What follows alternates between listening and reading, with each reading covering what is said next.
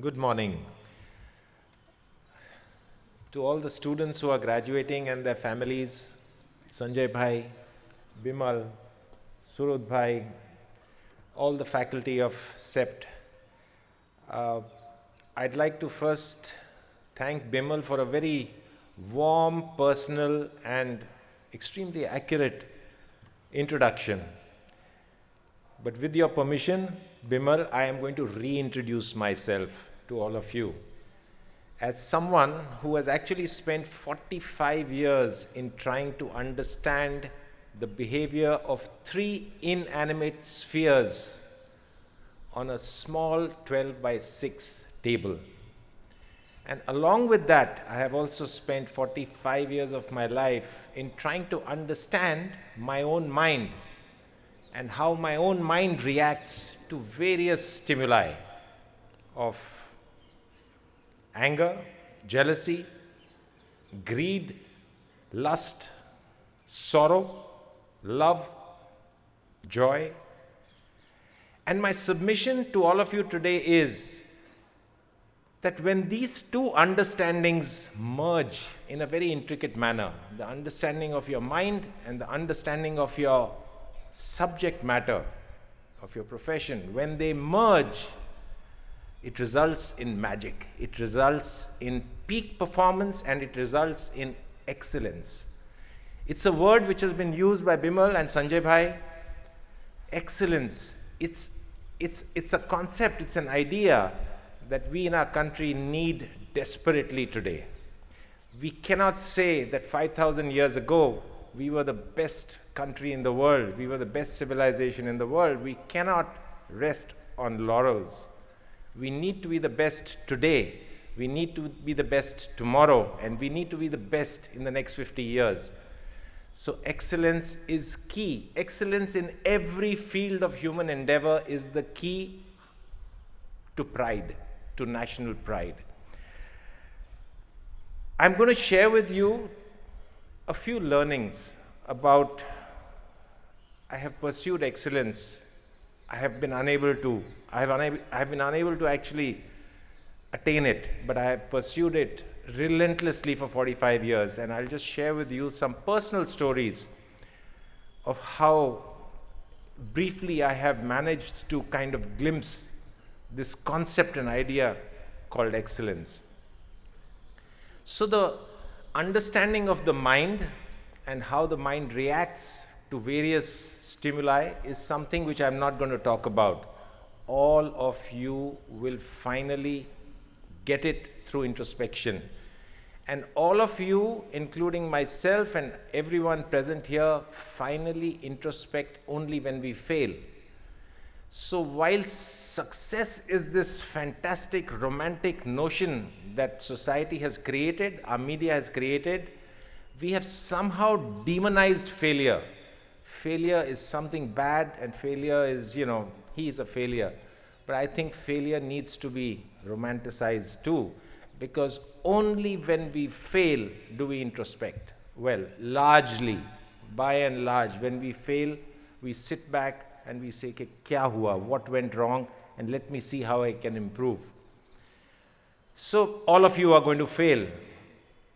I was introduced as a 9-time world champion, and that is the romantic part of this whole introduction, a 9-time world champion. But I have lost more than 2,000 matches in my life. I have lost far more than what I have won. And I have introspected every time that I have lost. So please fail, embrace failure, but learn from failure. Don't get disheartened with failure. And you are all going to do it. I'm not going to delve into how you are going to understand your own mind.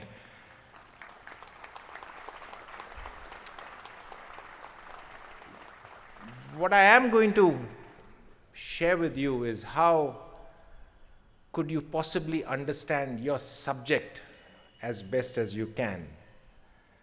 The field of sport is a very narrow subject. Its impact on society and its impact on the nation is minimal. At worst, it provides entertainment. At worst, a India cricket match provides great entertainment, The IPL provides great entertainment. At best, it brings us collective pride.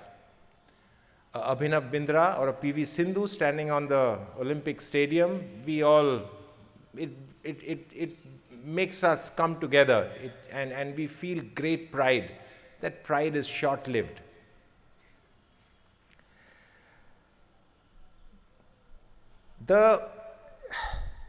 Finally, the excellence part has to come into play, and the excellence part and how we are going to understand the subject is going to come into play. And Bimal mentioned that briefly. He said that you're going to work hard, you're going to have to concentrate, and you're going to have humility. I'm adding the humility part. Finally, excellence and understanding your subject is going to come only with concentration, with hard work, and with humility. I'm going to give you 3 examples, each qualifying or each trying to understand one of these qualities. The first one is concentration.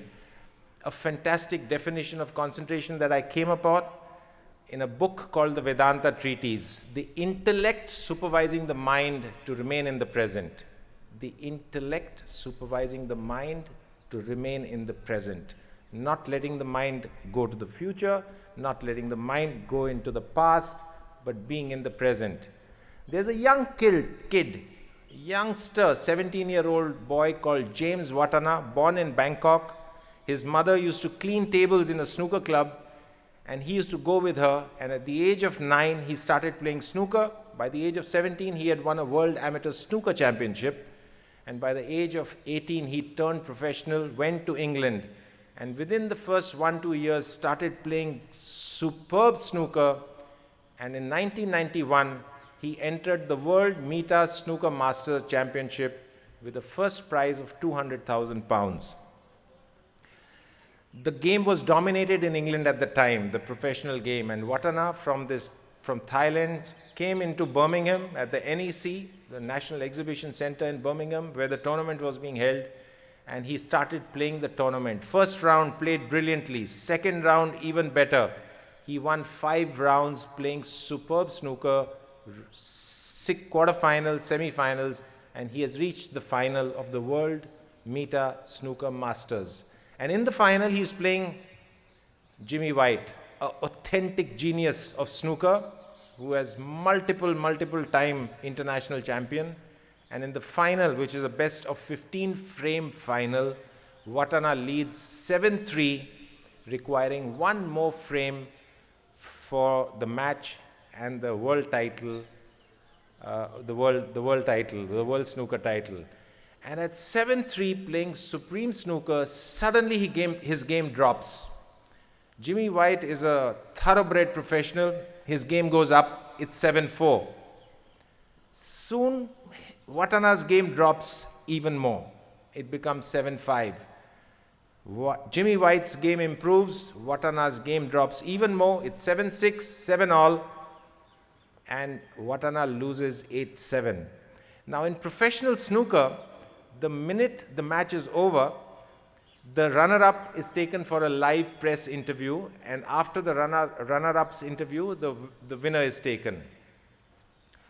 Wattana had just lost, and within 1 minute, he was facing the world media.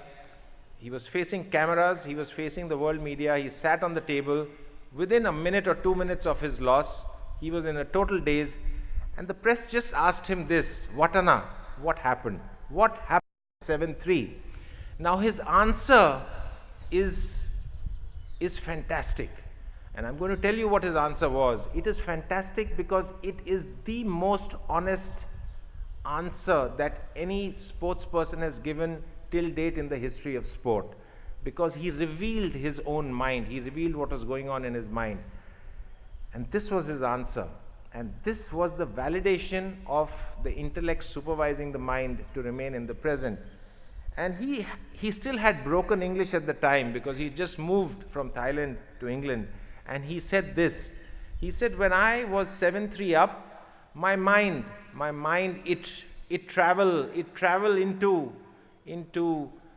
he named a street in Bangkok. Pin Tan Ting Tai, some street in Bangkok. My mind, it traveled into this street in Bangkok, and in the street, my mind sees this beautiful house. He's saying, I want to buy with the 200,000 pounds which I thought I had won. He said, I want to buy that house for my mother. It was a freaky, freaky, freaky submission of lack of concentration, a freaky submission. He was playing in the match arena in Birmingham, NEC. The power of the mind is such that it travels 6,500 miles or 8,000 miles into a street in Bangkok, and the detailing of the mind is such that it goes into a house, and it goes and it wants to buy a house. And then comes in the added complication of emotion, of love for the mother who's raised him up, and a house that I want to buy for my mother. The tournament finished. We both were sharing a flat in Bradford. From Birmingham, we drove down back to Bradford in the middle of the night. It was a quiet journey. It was a 2.5-hour journey. I didn't speak, he didn't speak.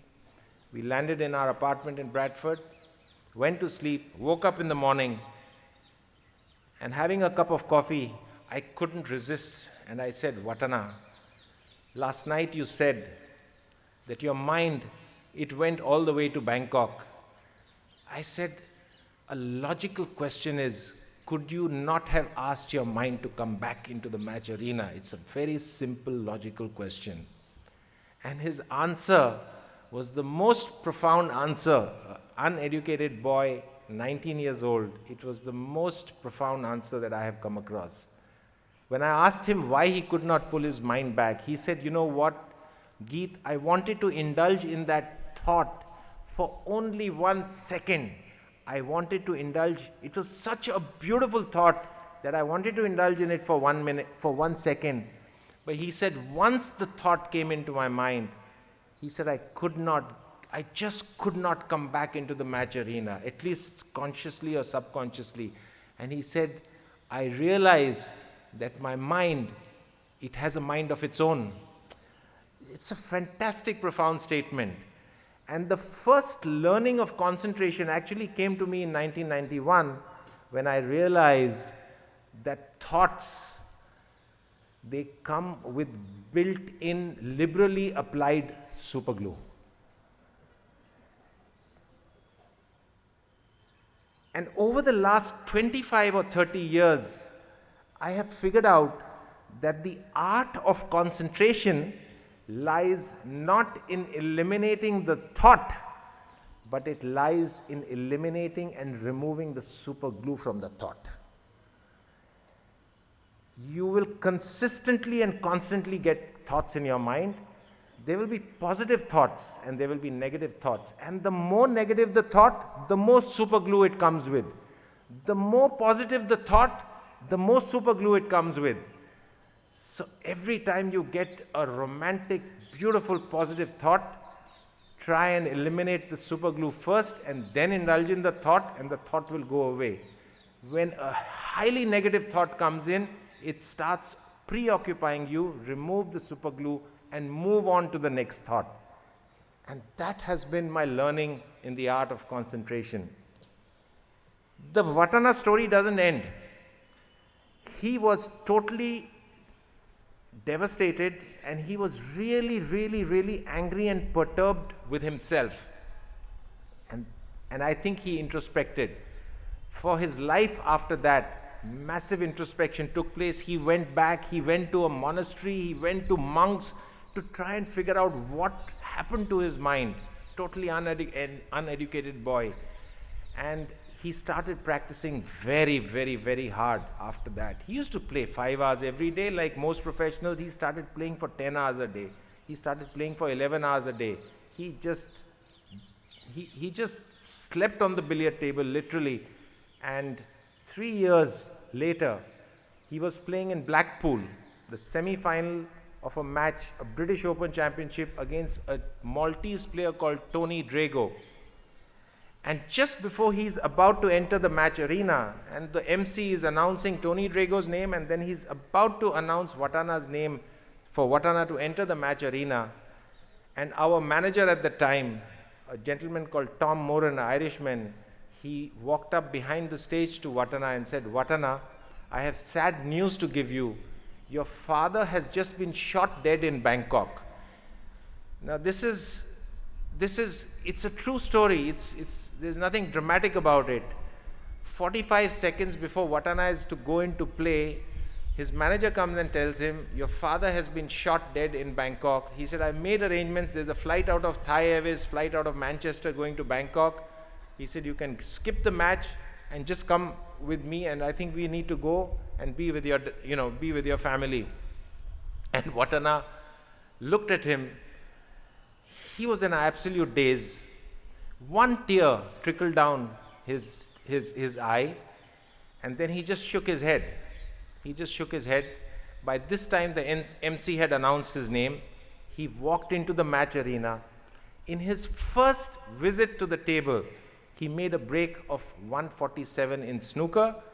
For those of you who don't understand snooker, a 147 break in snooker basically means he finished off 15 reds and 7 colored balls all in one visit to the table. It is like scoring 6 sixes in one over, in the last over when you require 36 runs to win.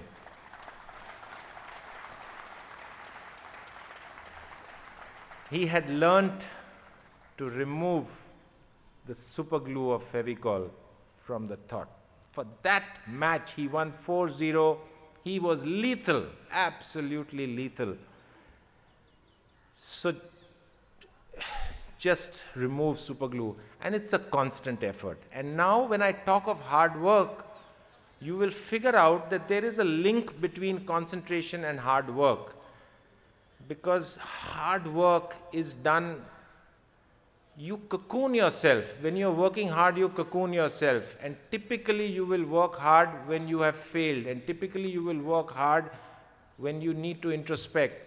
So the understanding of hard work and the understanding of concentration will somehow down the line merge. And you will find that hard work will help you in concentration. Can I give you an example of hard work and what I really mean? When I say hard work according to the benchmarks set up by people who have worked hard. Let me not decide myself that I work hard. Oh, I worked 7 hours a day. Oh, I worked 8 hours a day. Oh, I jogged 5 kilometers today. I worked very hard.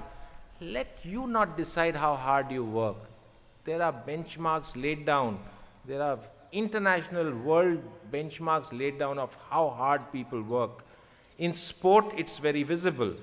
In professions such as yours, perhaps not so visible. And your profession is far more important than a silly profession like sport. Your profession, you change the lives of people. So you need to work perhaps even harder than what sportsmen do. And to give you an example of hard work in a sportsman, I'll give you the case of Yogeshwar Dutt.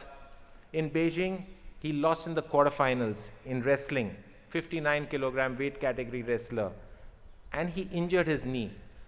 A foundation paid for his recovery in South Africa. He went, got recovered, came back. So obsessed was he that he wants to come back. The doctor said, "You may not be able to play ever again." But he started practicing slowly, and finally he won in London. He won the bronze in his weight category in wrestling. And I asked him, I said, "What did you do for these 3-4 years after Beijing?" And he said, "Sir, mera udhar kamra tha." He had a small room, a 10 by 10 room, akhade ke saath mein tha. He said, "मैं या तो दूध पीता था, चीज खाता था, खाना खाता था, या मैं ट्रेनिंग करता था." He said for 4 years he did not move out except for competition. He was working non-stop, either sleeping or working or eating. And I'm talking about guys who are physical activity, doing it for 14 hours a day. I think that is hard work.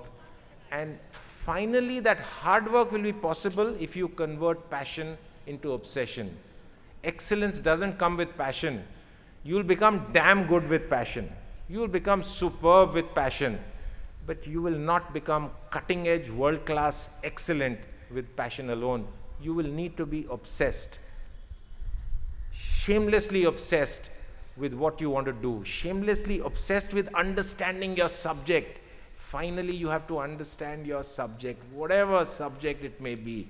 Understand it and understand it deeply.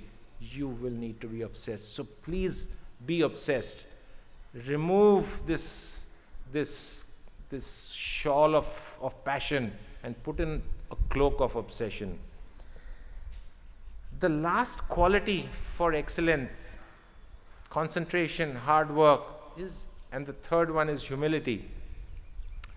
You know, the problem with excellence is that when you start excelling at a very, very high level, you will start getting a little famous and you will start making a little bit of money. When you become damn good at your profession, people will want your time and they'll say, please design me this building and design me that building, and you're the best architect in the world. You will start getting adulation. And adulation strangely has this weird way of actually making you believe that you are someone special, when in fact you are not. You're just a hard worker. And so the understanding, so what is humility? It's just the understanding that I'm just a guy who works and who's good at his job. The gardener is equally good at his job. There are different professions which will reward you differently. If you are in sport or film, your fame will be far more than what you are in, than if you excel in your profession of architecture or planning or environment. But the seeds of arrogance somehow get sown in with each incremental success or incremental excellence and social visibility that we achieve. And I'm just going to give you a small story of how my dad, a very wise man, how he reacted to early success. Bimal mentioned that I won a junior title at 15. And I think it's very, very important for all of us as we move on to surround ourselves with people who criticize us. It is extremely important for us to be around people who tell us what it is and not just keep on praising us and keep putting us on a pedestal and keep making us, make us feel as if we are something special. You're doing yourself a disservice if you surround yourself with people who only praise you. It's a serious disservice to the humility part of your mind, which in many, many ways it's insidious. It enters in subconscious manners. So at the age of 15,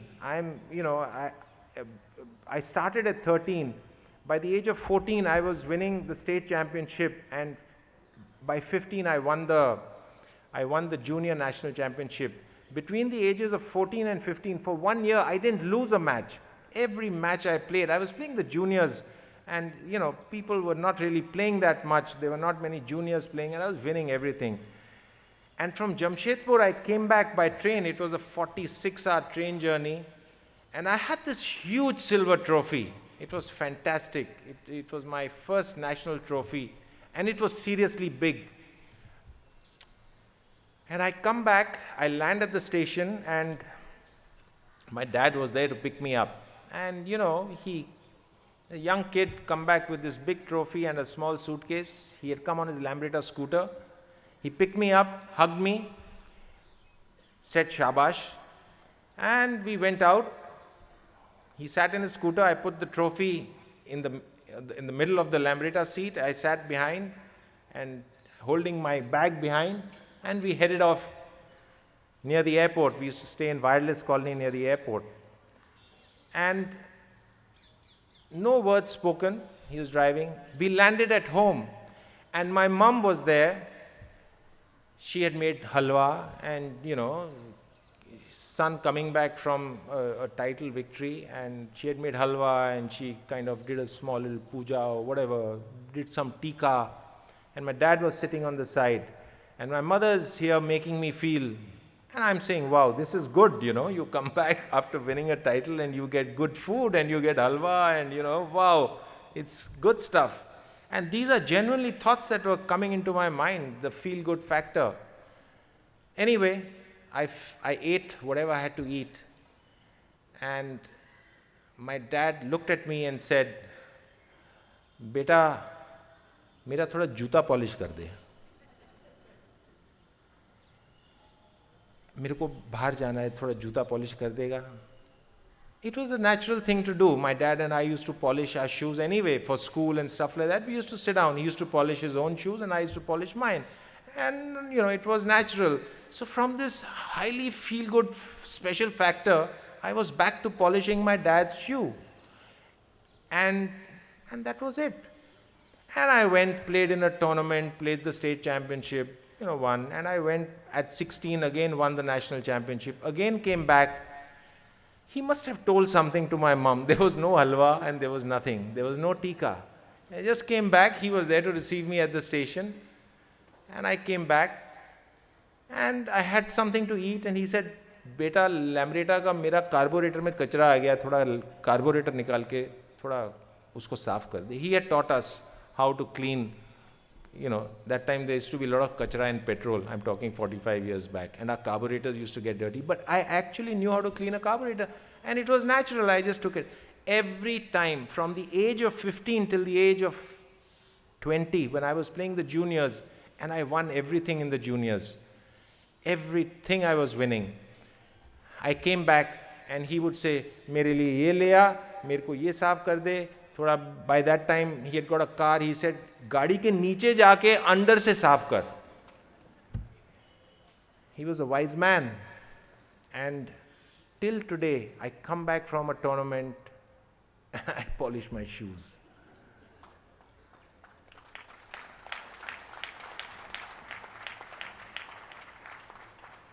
Please do not, as parents, put your children on a pedestal.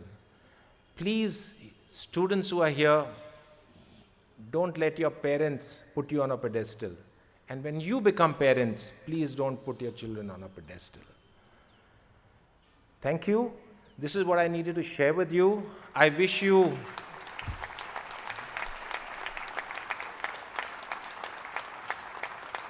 for you to constantly remove superglue from your thoughts.